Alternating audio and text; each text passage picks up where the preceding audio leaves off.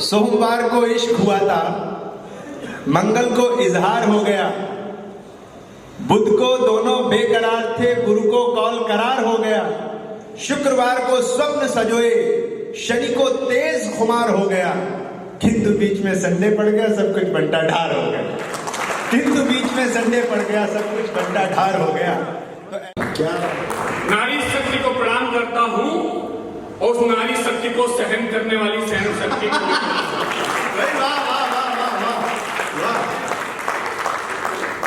सहन शक्ति मित्रों, मैंने इसलिए कहा, आप जानते हैं कि देश में ऐसे ऐसे कानून आ गए कि किसी भी पुरुष ने अगर किसी भी महिला को घूरा तो समझ लो अंदर जाने का इंतजाम हो गया पूरा। मैं तो साहब जिद्दी, दूसरे ग्राम सिद्धि, हमारी एक ही चार के बराबर क्योंकि पूछे जिद्दी, वो समय चला गया। तालियां वही बजा रहे हैं जिनके साथ ऐसा अनुभव, जिनका ही अनुभव रहा है जी। और इसका मतलब मैंने बिल्कुल सही कहा। एक ग्राम में दूसरे ग्राम सिद्धि, लेकिन मेरी एक ही चार के बाद क्योंकि बहुत जिद्दी, वो समय चला गया जब महिलाओं को अबला कहा जाता था। अब तो महिलाएं सबला हो गई। ऐसा नहीं मैं आपको यूं बता रहा हूं, बल्कि तर्क और अनुभव के आधार पे बताने जा रहा हूं। पहले मैं घर जाता था, पति को 500 का नोट दिखाता था, पति एक हफ्ते तक घर का खर्च चलाती थी, मेरे पास आती थी, कहती अबला। फिर मैं 500 का नोट दिखाता था, पति एक हफ्ते तक घर का खर्च चलाती थी, मेरे पास आती थी, कहती थी अबला। फिर मैं 500 का नोट दिखाता था, पति एक हफ्ते तक घर का खर्च चलाती थी, मेरे पास आती थी, कहती थी अबला। अब मित्रों, में जैसे ही पहली तारीख को वेतन लेकर घर जाता हूँ, पत्नी दरवाजे पे खड़ी हो जाती और कहती है सबला। नहीं तो ऐसी स्थिति हो जाती है। और ऐसा नहीं, मैं तो यहाँ पर देखता हूँ, ये विद्यालय वो विद्यालय है जहाँ पर शिक्षा के साथ साथ संस्कार भी दिए जाते हैं। मैं यहाँ पर कहा जाए तो ओम शंकर जी खुद के लिए कहना चाहूंगा कि यहाँ के भीष्म पितामह जी हैं और उनके आदेश को अध्यादेश मानते हुए यहाँ पर हम सब कवि यहाँ पर उपस्थित हुए हैं। एक कवि सम्मेलन में साथ कोई कवि नहीं आया, तो संचालक ने श्रोताओं में से एक को बुलाया, बोला तुमको आज मेरी इज्जत बचानी है, आज इस मंच से कविता सुना दी। वो बोला भैया इतनी जल्दी में कुछ भी नहीं कर सकता, मैं एक शरीफ आदमी हूँ, मैं शरीफ आदमी में कविता नहीं पढ़ सकता। उनको सियासी संचालक बोला खाम खाम उसको ताव दिला, एक तो मंच दे रहा हूँ ऊपर से भाव खा रहा, एक तो मंच दे रहा हूँ ऊपर से भाव खा रहा। संचालक के दबाव में आकर संचालक को मान के अपना गुरु, उसने कविता की शुरू कि 26 जनवरी आएगी, 26 जनवरी आएगी। संचालक बोला वो तो निकल गया, बोले आगे तो आएगी 26 जनवरी 26 में आएगी, बढ़िया बढ़िया 26 में आएगी। बोले इसके बाद, बोला 27 जनवरी आएगी, 28 जनवरी आएगी, 29 जनवरी आएगी, 30 जनवरी आएगी, 31 जनवरी आएगी। बोले इसके बाद बोला तनख्वाह बढ़ जाएगी। लेकिन दोस्तों, महंगाई कितनी बढ़ती जा रही है, तनख्वाह जहाँ शिक्षक जानते होंगे, तनख्वाह तन की जरूरतों को पूरा नहीं कर पा रही है। और कभी का दायित्व होता है, चाहे कोई भी सरकार हो, अगर बात सच हो तो कहनी चाहिए कि तनख्वाह तन की जरूरतों को पूरा नहीं कर पा रही। आज आम आदमी महंगाई से रो रहा है और नेता चैन से सो रहा है, नेता चैन से सो रहा। महंगाई का आलम पंखे और महंगाई का आलम कुछ इस कदर दिख रहा है, महंगाई का आलम कुछ इस कदर दिख रहा है, आजकल आटा महंगा और डाटा सस्ता दिख रहा है। आजकल आटा महंगा, डाटा सस्ता दिख रहा है। और मैं आपको बता दूं साहब कि प्रेम की बात कर रहे थे, आज हम लोग इंटरनेशनल अगर कोई त्योहार है विदेशों से अपना आयात किया गया है और इसी महीने मनाया जाए, लेकिन दादा तक जानते हो वो देखो उत्कर्ष, ये संस्कार है। जानते हैं कि हम 14 तारीख वैलेंटाइन डे की बात कर रहे हैं, आप भी जानते हैं, लेकिन ताली नहीं, लेकिन आपको सुनाने जा रहे हैं। जिस तारीख को, ऐसी तारीख वैलेंटाइन डे, एक ऐसा त्योहार जिस दिन प्रेमी प्रेमिका को, पति पत्नी को, सब जानवर भी दूसरे को प्रेम करते हैं। विदेशों से अपने आएगा, जानते हैं वैलेंटाइन डे को सीधे सीधे कविता से जोड़ता हूँ। आपको कविता क्या, मैं तो कुछ नहीं हूँ, लेकिन आपको सुनाता हूँ। आपके मोटो पेंसी लाने काम करता हूँ, कहीं कविता निकल है तो मुझे आशीर्वाद मुझे सुनेगा कि वैलेंटाइन डे को एक बंदर चिड़ियाघर के अंदर अपनी बंदरिया के गालों को प्यार से सहला रहा था और उसे पके हुए केले छील छील कर खिला रहा था। अनुभव है। और उसे पके हुए केले रहा था यह देखकर मेरी पत्नी ने मुझसे कहा, देखो जी वो किस तरह से अपनी मोहब्बत का इजहार करता है। एक आप हैं, मैं जानती हूँ कि मेरा साथ आपको कितना खरता है। मैंने कहा कमाल करती हो, ऊट पटांग सवाल करती हो। अरे तुम्हारी आदत है ऐसी, जगह जगह बवाल करती हो। हम दोनों कुछ ही आगे गए कि हम दोनों में बढ़ गई और भी तू मैं। किंतु वैलेंटाइन डे का करके ख्याल वहां पर टहल रहे अंतरराष्ट्रीय ख्यात कवि डॉक्टर सुरेश अवस्थी जी ने बंद करा दिया बवाल। अब हम दोनों लौट कर बंदर के पास आए तो देखा अब बंदर अपनी बंदरिया के सर पे हाथ रहा था फिर और उसे बड़े ही प्यार से खिला रहा था पके पके कुछ कभी नीचे अगली बार ऊपर आएंगे ध्यान रखिए और उसे बड़े प्यार से खिला पके पके बेट। यह देखकर मेरी पत्नी ने मुझसे फिर कहा, एक आप हैं जो बात बात पर मुझसे लड़ते हैं और वो जानवर होकर भी एक दूसरे से कितना प्यार करते हैं। क्या बात है, क्या बात है। और वो जानवर होकर भी एक दूसरे से कितना प्यार करते हैं। अरे मुझसे तो उनकी जिंदगी ही सही है, मुझसे तो उनकी जिंदगी ही सही है। और मेरा उत्तर सुनेगा और इसको उत्सव को हास्य के मौसम में तब्दील कीजिएगा। मुझसे पत्नी बोली, मुझसे तो उनकी जिंदगी ही सही है। अरे मैंने कहा ध्यान से देख, बंदर वही है, चेंज हो गई।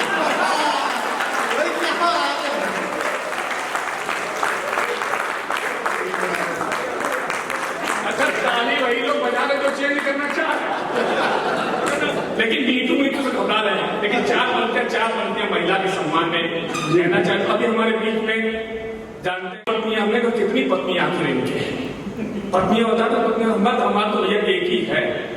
तो आपसे बता रहे हैं साहब कि चार पंक्तियां पत्नी के सम्मान में कहना चाहता हूं कि भले प्रेमिका आपके मन को बहुत सुहाती है, भले प्रेमिका आपके मन को बहुत लुभाती है, हो विपरीत परिस्थिति तो फिर छोड़ के जा सकती है, लेकिन पत्नी जीवन भर का साथ।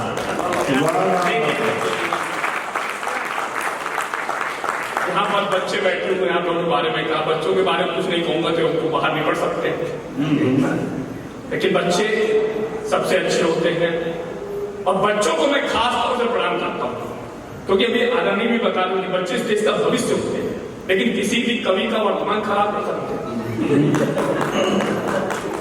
मैं पार्टी में क्या होता है, लड़का काफी उछल कूद कर रहा था, शरारत भरी थी जिसके लग रहा। मैंने उससे पूछा, बेटा आपका नाम बोला पांडुरंग जी, मेरा नाम जगमत। हमने कहा बेटा आपका नाम जगमत, पापा का नाम? बोला पापा का नाम प्रकाश। हमने कहा शाबाश, आपका नाम जगमत, पापा का नाम प्रकाश, मम्मी का नाम जरूर बिजली होगा। बोला नहीं, मम्मी का नाम तो रोशनी है, बिजली तो मेरी मौसी का नाम। हमने कहा मौसी का नाम बेटा कैसे कह सकते, मौसी का नाम बिजली ही है। तो बच्चे ने उत्तर दिया, आनंद लीजिएगा। मैंने कहा बेटा कैसे कह सकते हो कि मौसी का नाम बिजली ही है? बोला जब अंकल जी बिजली चली जाती है ना तो मेरे पापा कहते साली फिर चली गई। लेकिन ये अपना शहर कानपुर शहर, मोहब्बत होती है रिश्तों में, लेकिन लखनऊ की तरह यहाँ पर बिजली नहीं आती है किस्तों में। बहुत ही अच्छा। और आप सुन रहे हैं कभी कभी ऐसी स्थिति हम लोग छोटी सी रचना रखना चाहते हैं आज के बारे में कि मैया ने कन्हैया को कुछ खाते हुए देखकर जैसे अपने पास बुलाया, मैया ने कन्हैया को कुछ खाते हुए देखकर जैसे अपने पास बुलाया, वह भाग खड़ा हुआ, नजदीक नहीं आया। तो माँ ने दौड़कर पकड़कर उसे देखा कि वह मुंह में कुछ खाए हुए है और हाथ में पीछे कुछ छिपाए हुए। तो मैया ने कन्हैया से कहा, जल्दी से अपना मुंह खोलो और तुमने क्या खाया है सच सच बोलो। मैया ने दोबारा कहा, लेकिन कन्हैया चुप रहा। तो माँ ने जैसे जबरदस्ती उसका मुंह खोला तो वे रह गई दंग। उसके चेहरे का उड़ गया रंग। उन्होंने देखा कि उनका नट्ठन नन्हा मुन्ना लाला मुंह में खाए हुए है पान मसाला। लेकिन महिलाएं ताली बजा रही, एक बार महिलाओं में तालियां होनी चाहिए। उन्होंने देखा उसका नट्ठन नन्हा मुन्ना लाला मुंह में खाए हुए पान मसाला। तो माँ ने गुस्से में आकर कन्हैया के गाल पर एक चपत लगा दी। तो कन्हैया ने हाथ में पीछे छिपाई हुई पुड़िया ली माँ को सामने दिखा और चुप गया था। तो कन्हैया हाथ में पीछे छिपाई पुड़िया माँ को सामने दिखा दी कि पूरी की पूरी पुड़िया खाली थी और ये पान मसाले की वो पुड़िया थी जो कन्हैया ने अपनी मैया के पर्स से निकाली। और ये पान मसाले की वो पुड़िया थी जो कन्हैया ने अपनी मैया के पर्स से। आज की माताएं अपने बच्चों पर इस तरह गुस्सा मत उतारे, अरे बच्चे को सुधारने से पहले। हमारे आदरणीय पवन मिश्र जी के माता पिता यहाँ पर उपस्थित हैं और जितने भी भाई हैं, दुनिया में सबसे बड़ा भाग्यशाली वो व्यक्ति होता है जिसके साथ उसके माँ बाप होते हैं। मेरा मानना है मेरे देती सम है, उसकी दुआओं में तो बहुत दम है और माँ का कर्ज कभी उतर नहीं सकता, फर्ज जितना भी निभाओ उतना कम है। और पिता क्या होता, पिता पर बहुत कम लिखा गया, लेकिन मैंने मां पर भी लिखा, पिता पर भी लिखा। आदरणीय बैठे मैं आप सभी पिताओं को समर्पित करता हूं। ये लगेगा आपके अपने मन की बात है। जी जी।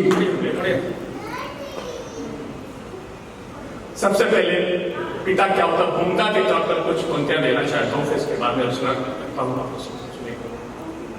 मैं भावुक हो जाता हूं इस रचना को सुनाने से। लेकिन पतंगे उड़ाना, पेड़ उड़ाना, मैं बचपन में पतंगे उड़ाया करता था मित्रों। पापा की डांट, पिताजी की डांट खाया करता था। कई लोग पतंगे उड़ाते रहे होंगे कि पतंगे उड़ाना, पेड़ उड़ाना, लंगा डालना, लटाई संभालना, थक जाना और पसीने का छूटना। पतंगे उड़ाना, पेड़ उड़ाना, लंगा डालना, लटाई संभालना, थक जाना और पसीने का छूटना, पर बहुत अच्छा लगता था, बहुत अच्छा लगता था बचपन में पतंगों को लूटना। बहुत अच्छा लगता था बचपन में पतंगों को लूटना। गुस्सा भी आता था, गुस्सा भी आता था जब पापा थे डांट लगाते, जब पिताजी थे डांट लगाते। अब मैं पतंगे नहीं उड़ाता, पर पिता है बहुत ज्यादा, बहुत ज्यादा। जो पिता क्या होता है सुनेगा, मेरे साथ जुड़ जाइएगा मित्रों, सुनेगा पिता क्या होता है। जो बचपन, पिता क्या होता है जो बचपन में जानबूझकर खेल में हार कर खुद अपने बेटे को देते हैं जीता, वाह होते हैं। क्या बात है। जो बचपन में जानबूझकर खेल में हार कर खुद अपने बेटे को देते हैं जीता, वाह होते हैं पिता। जो अपने पैरों पर बैठा कर झूला झुलाते, कंथा मंथा कौड़ी भैया, कंग भैया, कृष्ण भैया कहकर मन बहलाते, जो राजा बेटा कहकर अपनी पीठ पर बैठाते और बच्चे दिखाते, कभी हाथी तो कभी घोड़ा बन जाते। बच्चे की खाते कभी हाथी तो कभी घोड़ा बन जाते। शाम को घर लौटते वक्त कुछ खाने का मन हो, शाम को घर लौटते वक्त रास्ते में कुछ खाने का मन हो तो अकेले नहीं खाते, घर में सब लोग खा लेंगे, यही सोचकर सबके लिए घर में सब लोग खा लेंगे, यही सोचकर सबके लिए खिलाते। और संतान की फिक्र चाहे बेटा हो मित्रों, चाहे बेटी हो, संतान की फिक्र पिता को हर पल होती है। अरे सबके सामने आंसू नहीं निकलते, पर आंख सजल होती। क्या बात है, क्या बात है। सबके सामने आंसू नहीं निकलते, पर आंख सजल होती है। लोग कहते हैं कौन भाई ध्यान देगा, लोग कहते हैं कि पिता का दिल कड़ा होता है। अरे वो संतान की खातिर न जाने कितने संघर्षों से लड़ा होता है। और बेटा और बेटे की संतान की परवरिश में कितना खर्च होता वो कभी नहीं गिनता है। पिता एक ऐसा वृक्ष है जिसे जड़ से लेकर के अपने फूल पत्तों तक की चिंता है। और संतान के भविष्य की चिंता पिता के दिल में बसी होती है। संतान के भविष्य की चिंता पिता के दिल में बसी होती है। एक पिता ही है जिसे खुद से ज्यादा अपने बेटे की तरक्की पे खुशी, जिसे खुद से ज्यादा अपने बेटे की तरक्की पे खुशी होती है। पिता का तो अपना एक अलग स्थान है, पिता का तो अपना एक अलग स्थान है। माँ धरती तो पिता आसमान है, पिता तो वरदानों का वरदान है और सही मायने में पिता ही भगवान है। वाह वाह वाह। सही मायने में पिता ही भगवान है। लेकिन एक बात भी तुम कभी का दायित्व होता है जो समाज में उसको सबके सामने रखना चाहिए। मैं हिम्मत करता हूँ आप जैसे सुधी सुताओं के मन अपनी बात कहनी चाहिए। सुनेगा कि पिता का तो अपने एक स्थान है, माँ धरती पिता आसमान है, पिता तो वरदानों का वरदान है और सही मायने में पिता ही भगवान है। लेकिन जब उस भगवान रूपी पिता का सीना उस समय छलनी छलनी हो जाता है, जब बेटा उनके एहसानों का बदला यह कहकर चुकाता है आपने मेरे लिए किया। क्या बात है। आखिर मुझको दिया ही क्या है।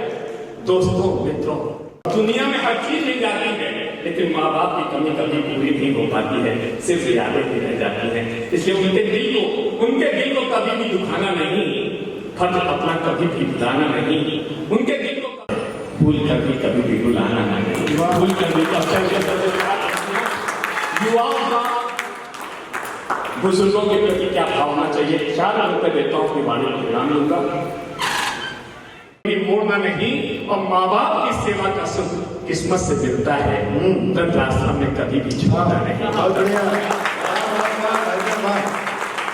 ये हास्य की विषय न रोने से कल पड़े, जिस तरह पी रहा हूं, जिस तरह हंस रहा हूं मैं पी पी के गर्म अश्क, कोई दूसरा हंसे तो कलेजा निकलता है, कोई दूसरा हंसे तो कलेजा निकल पड़े। आदरणीय दिलीप जी ने बहुत अच्छे ढंग से इस आयोजन को एक गति दी।